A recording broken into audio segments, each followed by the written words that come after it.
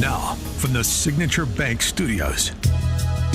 If you're looking for the latest news, insight into what it means, and the sharpest opinion, there's only one station in Chicago where you can turn, and it's this one. We're AM 560, The Answer. Top of the morning, Dan and Amy. You know, I don't dismiss polls out of hand, as some are wont to do, but I certainly understand why some are wont to do it. Every day, you see competing headlines. Harris jumps into lead. Harris increases lead. And in a different outlet on the same day, different polling outfit, Trump takes lead in battleground states. Trump expands lead in this state or that state. I know. It's enough to make your head spin, and I don't know which pollsters to believe. Well, you know, so there is value to it. I mean, I've used it on campaigns over 2 decades of being involved in campaigns. Give you snapshots in time. The crosstabs are particularly interesting to me, much more so than the registered voter for sure, but even national likely voter numbers with the popular vote. I mean, it's a state-by-state election. I don't even know why there's a conversation about that. It's not that interesting, except maybe to compare it to say, like, if this is happening nationally, how can this be happening in certain battleground states? But to do that effectively, you have to look at the crosstabs. And interestingly, so I've been making this case for a while that the crosstabs in a lot of these polls are incongruous with the suggestion about what the top line dynamic is. And I'm not the only one. Mark Penn, Hillary Clinton's former pollster, the Times Siena poll shows Harris up 3 nationally within the margin of error, but losing to Trump by 14 points in Florida. Newsflash, they can't both be right. It would be paradoxical for Harris to be up with seniors nationally and down with Floridians. Florida has high concentrations of seniors and Latinos, and if Trump is winning those groups, he is sweeping Pennsylvania, Nevada, and Arizona. The state polls and national polls have to be in sync, and I can't say which one is right, but one or both are off base. Well, then that's what I've been saying, too. We had the discussion the other day about the numbers. If you look at the crosstabs and some of the polling, Trump's numbers with black voters, Trump's numbers with Latino voters, Trump's spread among the non-college educated, particularly as compared to 4 years ago against Biden, all are significantly better.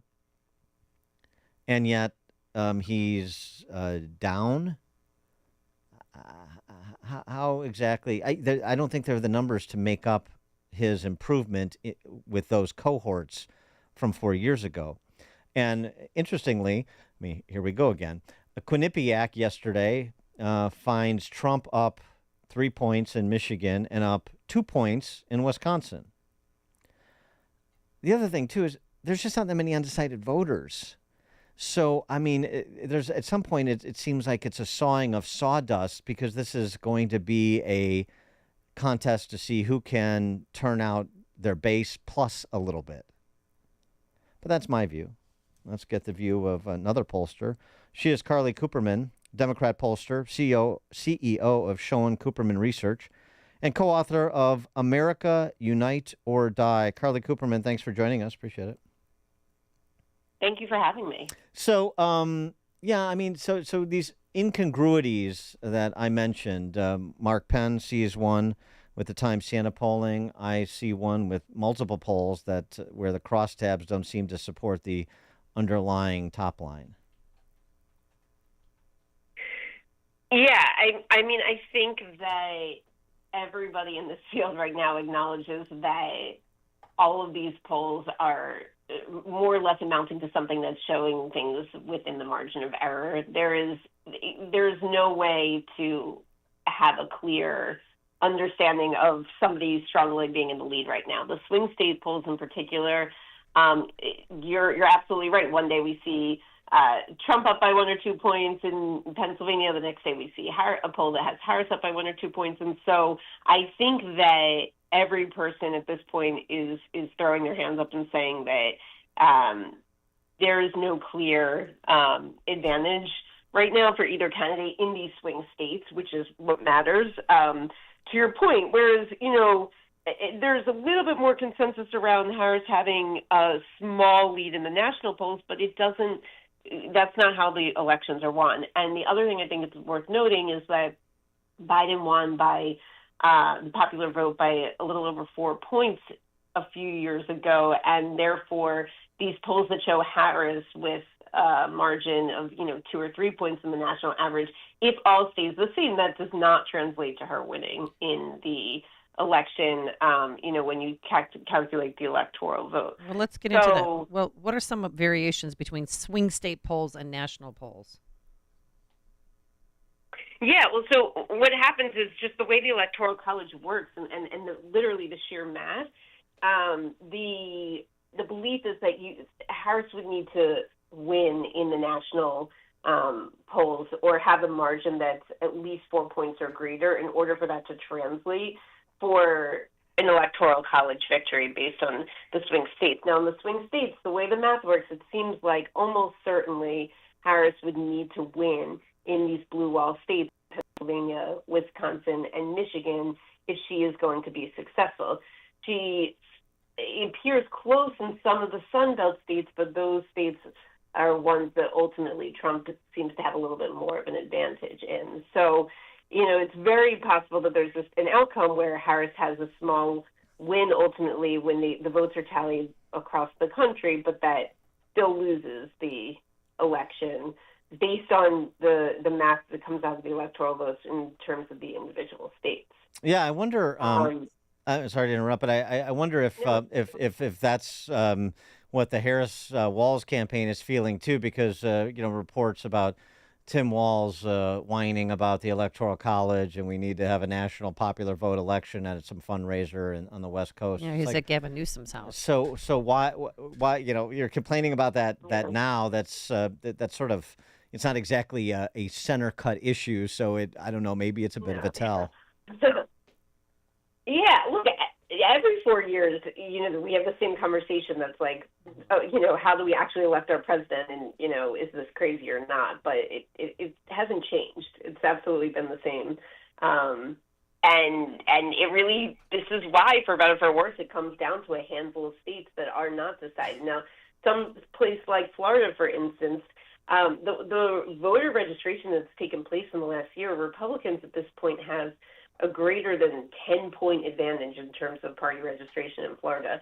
And, when you hear conversations, for instance, about this becoming a closer race, I don't think Florida is a state where there's really a question about who is going to win there. And a lot of states are more clear cut in that way. And that's why it does come down just to a few states. And at this point, what is maybe 4 or 5% of the electorate of people who call themselves undecided. I do think opinions are largely baked in at this point, and especially of Trump, who people know and have their opinions of, and who has been on the national stage for a very long time. Yeah, I mean, it seems to me that what you're really trying to figure out is what the turnout's going to be, and this is what the campaign's job is too. As I said, is you turn out their base and plus, but plus the leaners.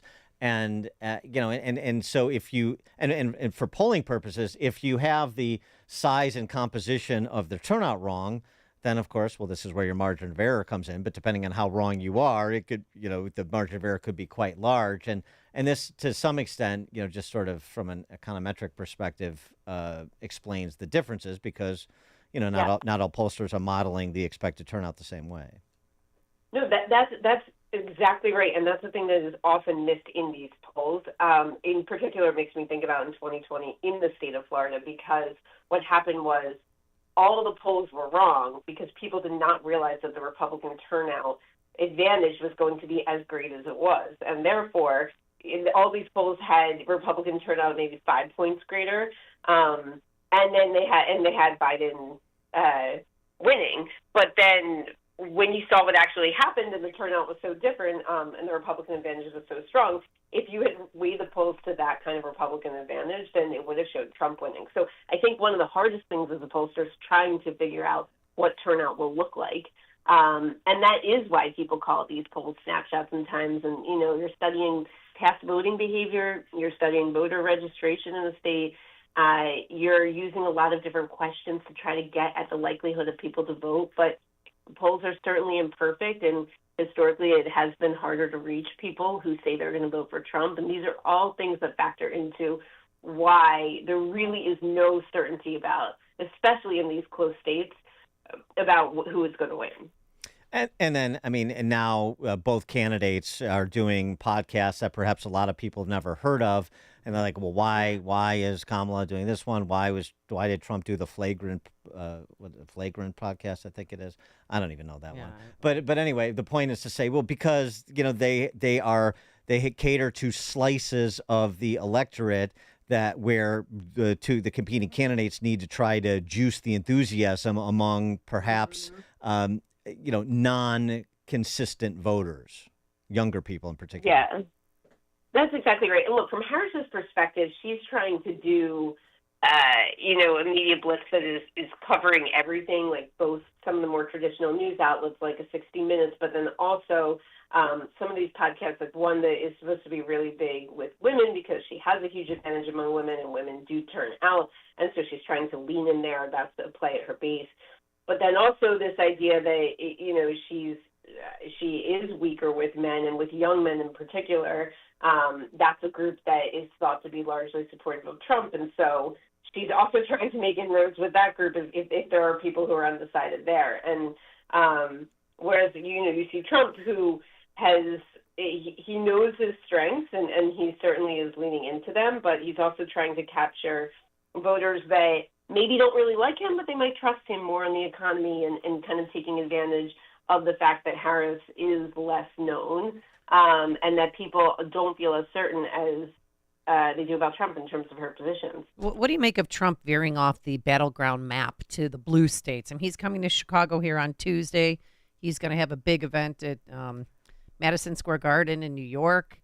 I mean, these are states that he's going to Colorado and he's going to California.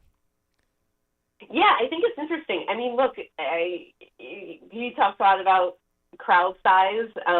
He's going to places where he wants to fill stadiums and fill arenas, and show that there's this large amount of support for him. This is an ongoing kind of dialogue that he's had, and that him and Harris have gone back and forth about. And so I think it's interesting. I mean, look, he's also, I think, visited Wisconsin 4 times recently, and he knows the states where things are really important. But I do think he's also trying to make this appeal to people, to just show that there's tremendous enthusiasm, or what he believes is strong enthusiasm behind him.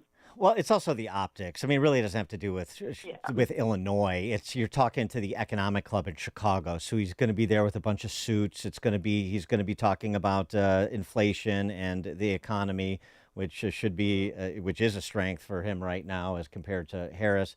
Yeah. He wants to be seen in that light. The campaign cast in that light. He's a responsible person talking to the big corporate chieftains in a big metropolitan area, whether it's Chicago or New York, and so it just sort of center cuts him. And obviously, every speech that either one of these candidates gives is a national story. It's not confined to the local media. So it's about optics too.